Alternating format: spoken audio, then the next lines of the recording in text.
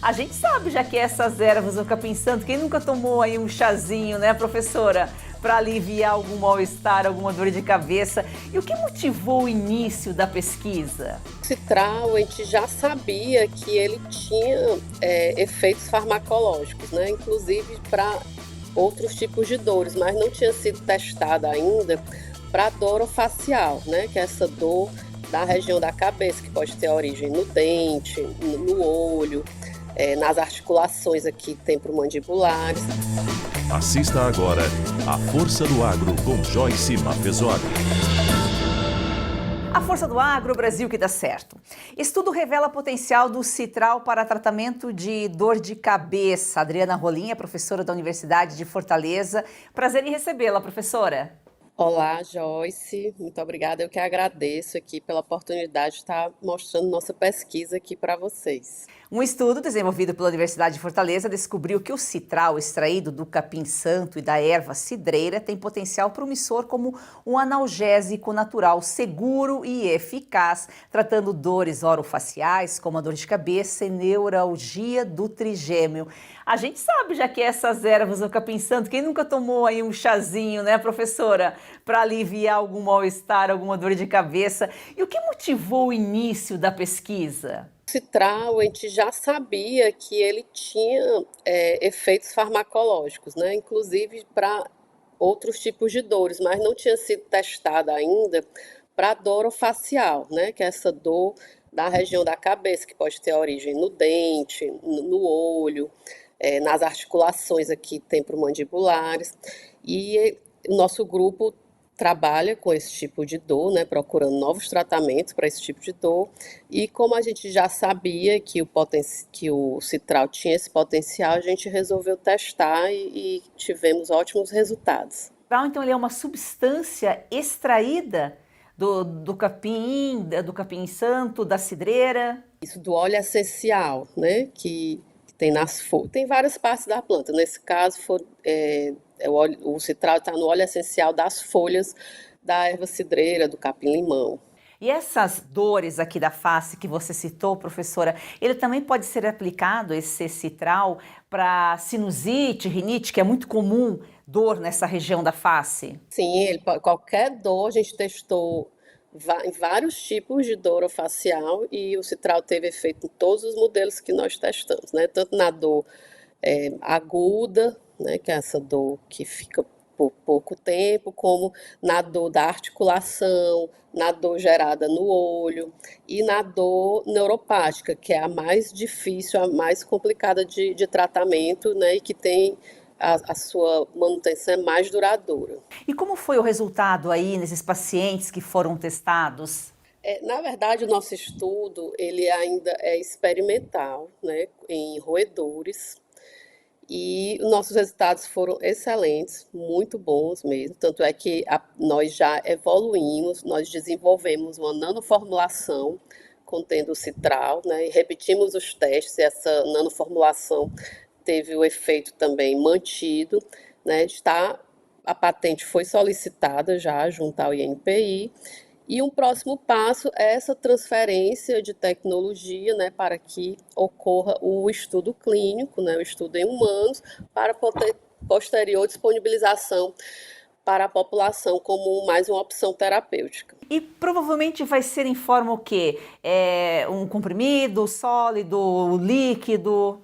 A gente desenvolveu nanocápsulas, né? São cápsulas que podem ser dissolvidas, né, no líquido. Nós estamos também trabalhando numa apresentação futura que seja administração nasal, né, que é uma via muito, muito importante de absorção fácil e também de utilização muito fácil pela população. Então, na verdade, essa nanoformulação ela pode ser aplicada de várias formas. Professora, vocês estudam essas dores e como combatê-las, claro. É um tratamento difícil, geralmente, né? Para combater e é tão suscetível à mudança de tempo, a clima seco, a clima úmido, ao frio. Sim, principalmente a dor neuropática, né, que você falou aí da questão da neuralgia do trigêmeo. O trigêmeo é um nervo, né, que está aqui presente em boa parte da nossa face e que quando ele é lesionado ou estimulado, enfim, qualquer coisa que altere o seu funcionamento normal leva a essa neuralgia, que é uma dor realmente muito difícil de ser tratada, porque é multifatorial, né? Várias coisas podem causar essa dor. E a gente viu que o citral ele tem um efeito muito importante no combate a essa dor. Isso é muito importante porque tem estudos mostrando, né, que a neuralgia do trigêmeo ela é uma causa de muitas ausências no trabalho, né, do absenteísmo e também de presenteísmo, que a pessoa ela vai trabalhar, mas ela não consegue desenvolver as suas atividades laborais porque está com muita dor. Né? Então, é uma dor que tem uma alta prevalência mundial e que tem uma dificuldade de tratamento muito grande. Isso tem diversos fatores, tem que identificar o fator para tratar justamente o fator para poder aliviar a dor. E já o citral, ele consegue, sem identificar exatamente o fator, já consegue tratar. O tratamento da dor crônica, né, ele não é, a base não é somente a farmacologia, né? É muito importante o tratamento farmacológico, mas é necessário também a atividade física, a psicoterapia, né? São várias ações para ajudar essa pessoa a ter uma melhoria na sua qualidade de vida que foi alterada pela dor crônica. Nós já voltamos a falar um pouquinho mais aqui sobre o potencial do citral para tratar dores. Agora é momento jurídico com o doutor Eduardo Berbigê. Doutor, dias agitados ultimamente. Prazer em recebê-lo. Prazer é meu, Joyce. Bom, vamos começar aí com o Ives Gandra, o pai dos advogados, um dos juristas mais respeitados do país.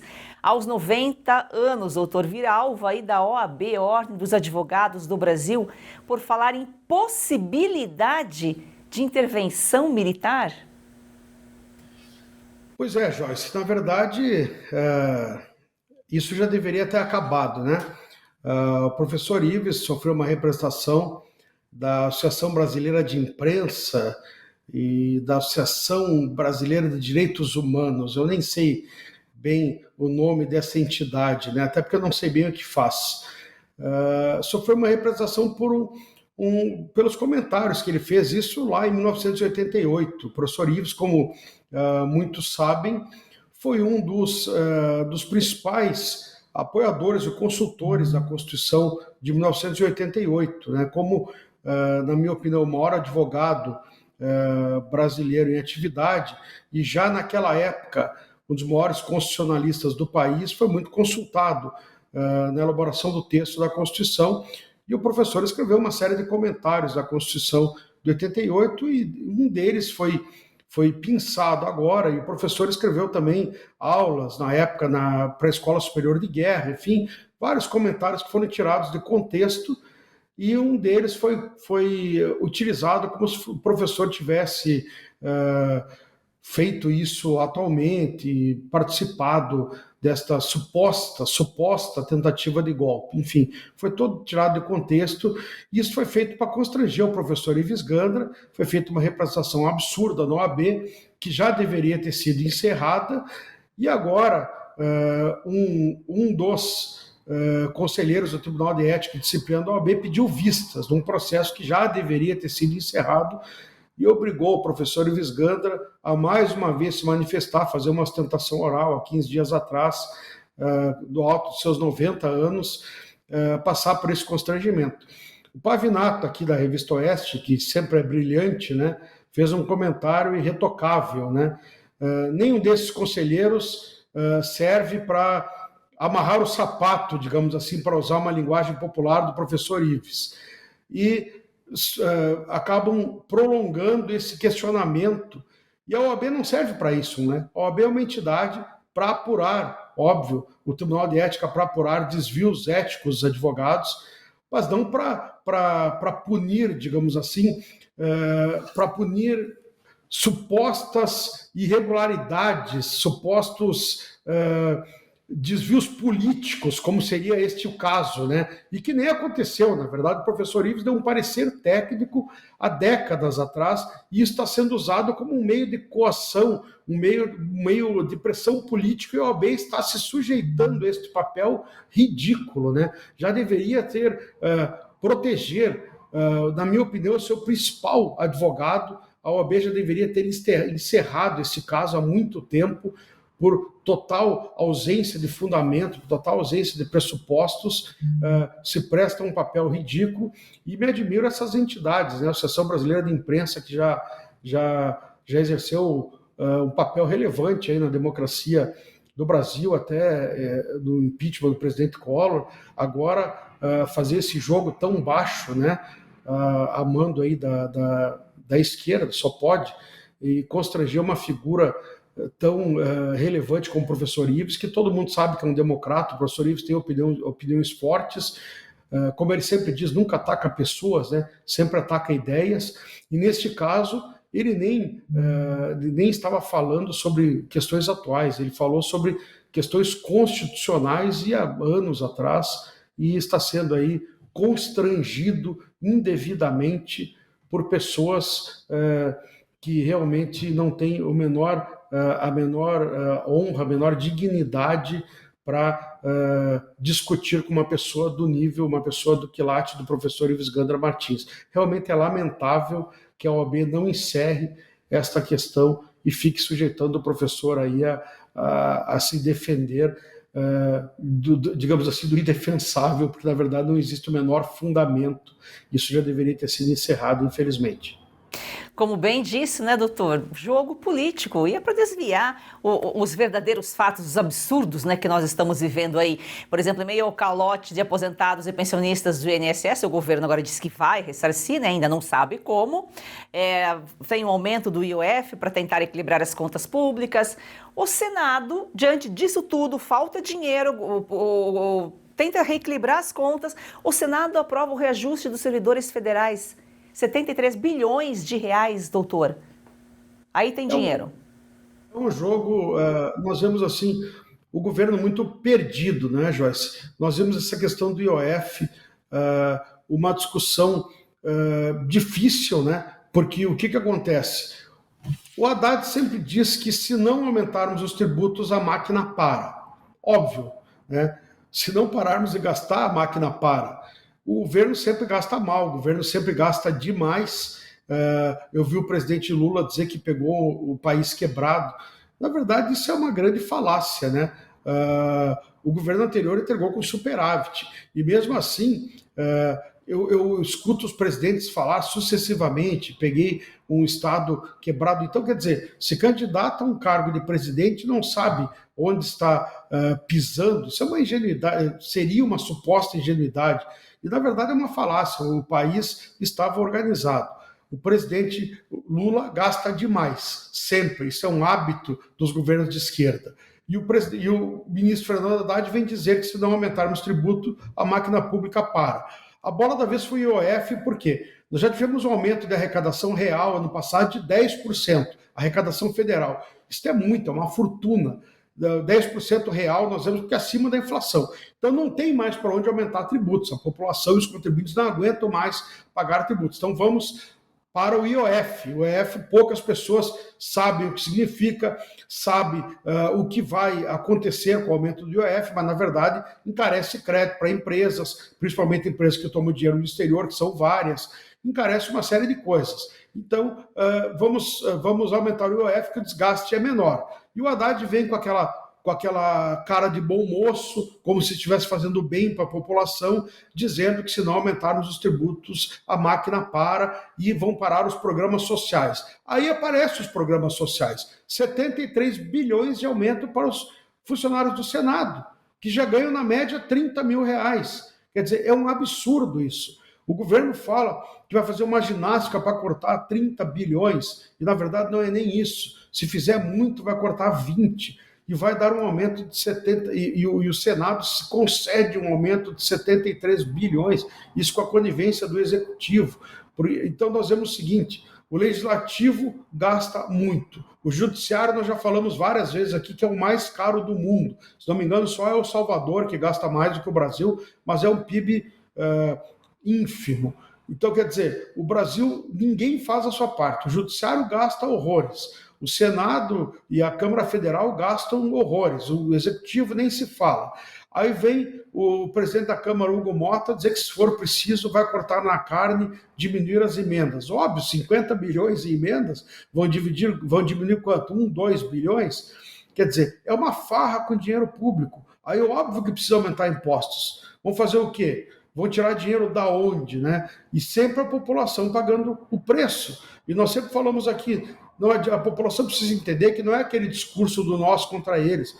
Nós aqui temos um compromisso de criticar esses aumentos de tributos, seja Lula, seja Bolsonaro, seja qual governo que estiver gerindo o país. Se gastar desordenadamente, nós vamos criticar, porque não adianta gerar esse desequilíbrio de contas públicas e depois aumentar tributos. Sempre quem vai pagar a conta é quem compra no supermercado, é quem vai lá na gôndola no final, quem adquire qualquer produto, qualquer bem de consumo vai pagar a conta com os aumentos dos tributos. Infelizmente, quem consome luz, quem consome água, qualquer produto é afetado pelos aumentos de tributos, infelizmente.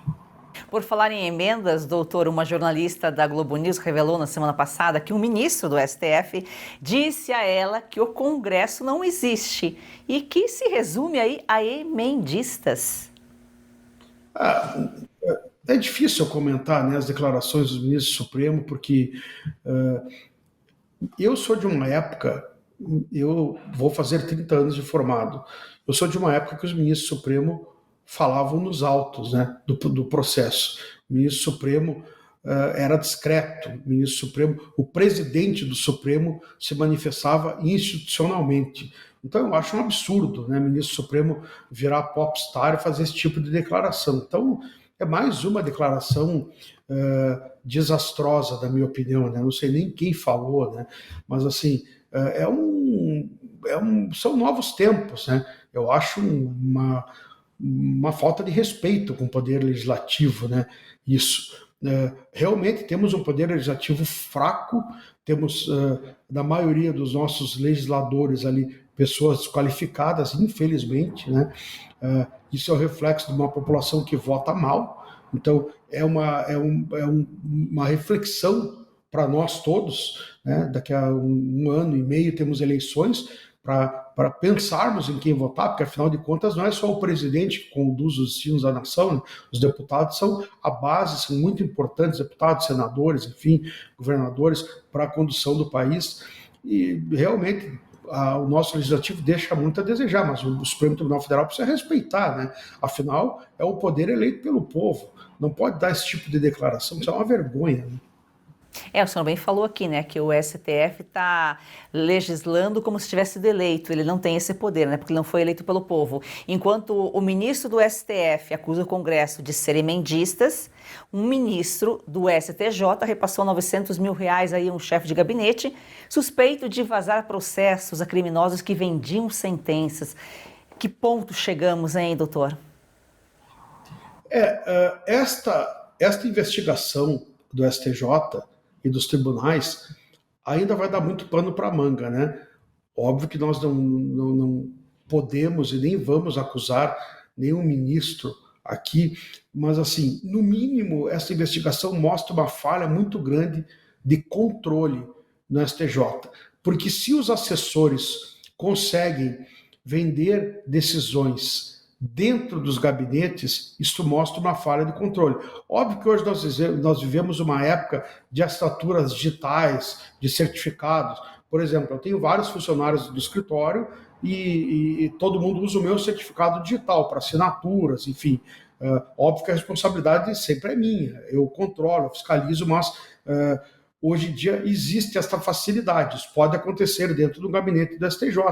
Mas não pode acontecer isso, né? Se o sistema permite essa falha, precisa ser sanado, porque se nós temos vários assessores dentro do STJ, todos com potencial para esse desvio, para vender decisões, onde nós vamos parar, né? Qual o potencial de dano, de lesão E agora com esta suspeita sobre o ministro, isso é muito sério, né? Nós temos que entender que é uma das mais altas cortes do país, né? Nós temos o STF, o STJ, como as mais altas cortes, cada uma com a sua competência. Não pode pairar nenhuma suspeita sobre essas cortes, sob pena de colocar em xeque a credibilidade dos maiores tribunais, né, do país. E isso é muito ruim para a justiça como um todo, né? Isso não pode acontecer. Nós podemos discutir tendências políticas, podemos discordar da posição do ministro. Agora, nós temos que confiar na idoneidade dos ministros. Isso não pode, nós não podemos colocar em xeque e suspeitar da idoneidade, da honestidade dos ministros. Isso é muito sério. Ainda sobre o sistema judiciário, a doutora Carta de Trump ao Moraes diz, né, que ordens do ministro não têm efeito nos Estados Unidos. Fazendo uma referência aí à rede Rumble, mas já deu um recado, né? Essa é uma outra briga que vai longe também, né? Como eu costumo dizer, isso, na verdade, o Trump está falando o óbvio, assim como nós já dissemos aqui também, com relação às punições que o Moraes pode sofrer, falando em alguns aliados do Moraes falando em atentado à soberania. O Trump faz o que ele quiser no país dele, né? Assim como o Lula faz o que quiser, o Lula e os poderes brasileiros dentro do Brasil. Então, o Moraes não pode querer estabelecer punições para empresas dentro dos Estados Unidos. Isso é um absurdo, não tem como. Então, esta carta é muito mais um recado de que os Estados Unidos está disposto a, digamos assim, que o Moraes está na mira, digamos assim, dos Estados Unidos. Até onde isto vai, nós não sabemos, né? O Marco Rubio, que é o secretário de Relações Exteriores, me parece muito disposto a levar isto adiante, né? Com sanções e com reprimendas ao Moraes e parece que até a outros ministros do Supremo. Agora, existe um contexto em torno dele e temos que ver até onde os Estados Unidos está disposto a gerar esse desgaste na relação bilateral. Eu acredito que deveríamos buscar uma maneira de eliminar esses ruídos aí da nossa democracia e de voltar a um caminho mais adequado, porque isso aí realmente não é bom para o Brasil. Doutor, muito obrigada pela sua participação aqui, uma excelente semana. Eu que agradeço, Joyce, uma ótima semana para você e para os nossos telespectadores.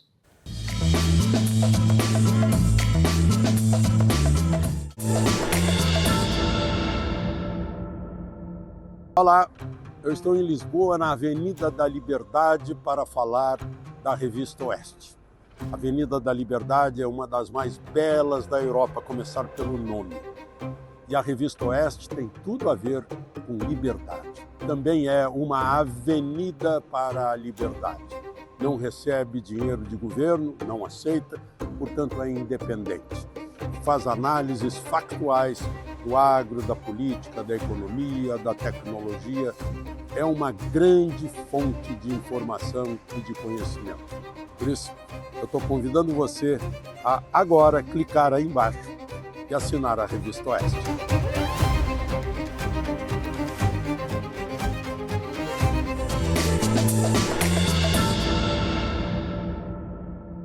Esse citral, ele é diferente dos remédios tradicionais? Ele vem como uma opção mais natural? Isso, vem com uma opção mais natural, né? O que não quer dizer que é um medicamento mais leve ou mais simples, né? Até porque em torno de 80% dos medicamentos que estão hoje no mercado, eles têm a sua origem em algum momento na natureza, né? Ou são extraídos ou são sintetizados. Mas a gente sabe, os estudos mostram, né, que o citral tem baixíssima toxicidade, baixos efeitos colaterais, e isso valoriza como uma nova opção terapêutica. Vocês vão para os testes clínicos, né? O próximo passo, estão aí aguardando a patente. Quanto tempo de estudo até aqui? Esse projeto já deve estar com uns 8 anos, mais ou menos, né? Já tem um bom tempo que a gente está estudando o citral. E já surgiu com esse objetivo de aplicar, né, para dor orofacial, ou vocês começaram com outro objetivo e acabaram descobrindo depois? Porque uma pesquisa acaba levando a outra, né? Às vezes você começa com foco e de repente descobre outro potencial. Não, isso acontece muito, realmente. Temos outros projetos que foram desse jeito, mas com o Citral, nós fomos diretamente estudar o seu efeito na dor orofacial, porque a gente já acreditava, né, por estudos anteriores realizados por outros grupos, que o Citral teria esse potencial na dor orofacial. Diante do estudo até aqui, foi identificada alguma contraindicação? Na nossa realidade, né, no nosso laboratório, nós não encontramos, não avaliamos a toxicidade, né, não encontramos toxicidade. Claro que quando vai evoluir para o uso em humano, outros estudos têm que ser realizados para garantir realmente que não existe toxicidade. Mas o Citral, ele tem como vantagem que ele é uma substância que já é utilizada, né, como repelente, né, então sabe que existe uma boa tolerância ao Citral. Você está cansado de tomar 10, 15, até 20 comprimidos por dia e mesmo assim as dores não vão embora? Se você sofre com dores nas articulações, artrite, artrose, reumatismo, fibromialgia, dores na coluna ou nas pernas, preste atenção, este recado pode transformar a sua rotina e a sua saúde. Pode, vai transformar, Káutia. A Vitai Gold inovou mais uma vez e apresenta o Vitai 7 em 1. Uma fórmula com 7 ativos mais indicados por especialistas, agora em apenas 2 cápsulas por dia. Chega de tantos remédios.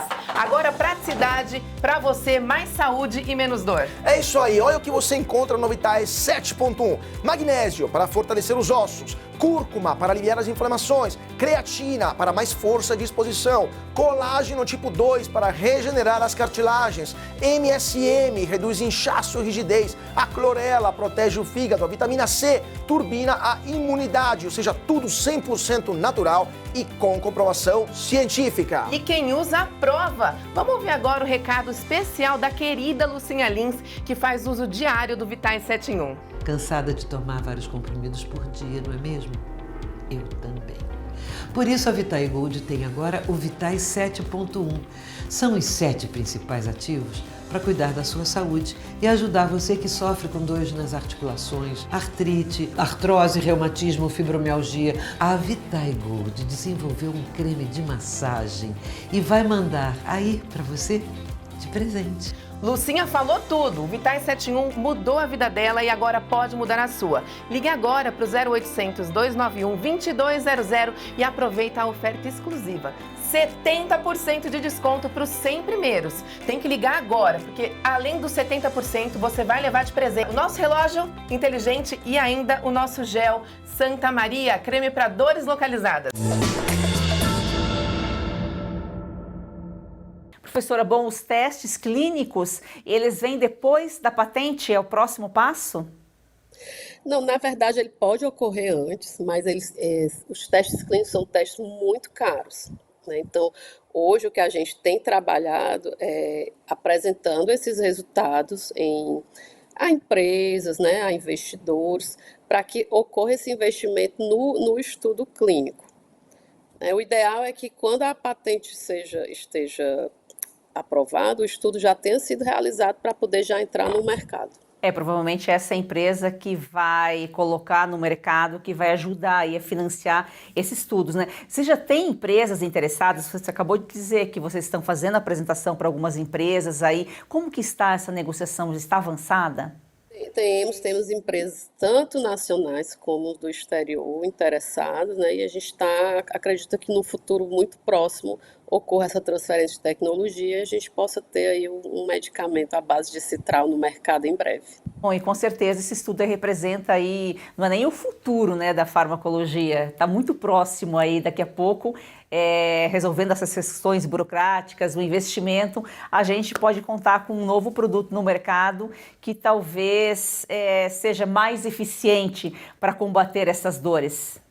Isso, que seja mais eficiente, que fortaleça a nossa cadeia industrial, né, desde da indústria do agro, a indústria química, a indústria farmacêutica, né? Então, esse tipo de estudo com substâncias de origem natural são muito importantes para a soberania do nosso país. Professor, esse é um estudo que surgiu dentro da Universidade de Fortaleza, de qual faculdade, de qual área? Começou no curso de farmácia com uma aluna, né, uma aluna de iniciação científica, a Sasha, e com o passar dos anos isso virou a tese dela de doutorado, né, que ela vai defender agora em breve, do curso de biotecnologia, doutorado em biotecnologia, que é um doutorado em rede que tem aqui no Nordeste, né, são praticamente todas as instituições de ensino superior do Nordeste que possuem mestrado, doutorado, elas estão dentro dessa rede, né, a Rede Nordeste de Biotecnologia. Então começou no curso de farmácia e continuou no doutorado em biotecnologia. E daqui a pouco estará no mercado. As grandes descobertas começam na academia, e é graças à academia, à Embrapa, à pesquisa aliada ao trabalho do homem do campo, né, que o Brasil é o país do agro e praticamente tudo que a gente consome, 80% dos medicamentos, praticamente, a professora colocou aqui no começo, né, vem do agro. Há algum estudo parecido no Brasil ou no exterior, utilizando o citral para combate de dor, professora? Os estudos do citral com dor são bem aqui do Brasil mesmo, né? Mas tem outros estudos com citral e outros efeitos, inclusive para ansiedade, depressão, né? Então o citral ele é muito bom, ele tem vários efeitos, né? Ele pode ser, talvez ser lançado com um medicamento para vários tipos de afecções. É o agro alimentando e ajudando aí a curar doenças, porque nós somos agro. Professora, foi um prazer recebê-la aqui. Muito obrigada pelas suas informações. Eu que agradeço, né? É muito importante que a população conheça esse tipo de pesquisa que é desenvolvida nas universidades, para compreender cada vez mais a importância que a ciência tem no nosso dia a dia, né? Que às vezes a gente não entende, acha aquele pessoal está ali no laboratório, não sei o que é que estão fazendo, porque meus impostos estão servindo para quê, né? Mas é para isso, né? Para desenvolver novos produtos, descobrir novas utilizações de substâncias, de plantas que já estão no mercado e assim valorizar cada vez mais o nosso país. O agro é ciência e a pesquisa, olha, são 8 anos, pode levar mais 1, 2, são anos de estudo exatamente para colocar um produto com segurança no mercado. Gratidão a você que nos acompanha aqui todos os dias. Siga o nosso perfil no Instagram e vamos fazer do agro esse campeão brasileiro uma paixão nacional.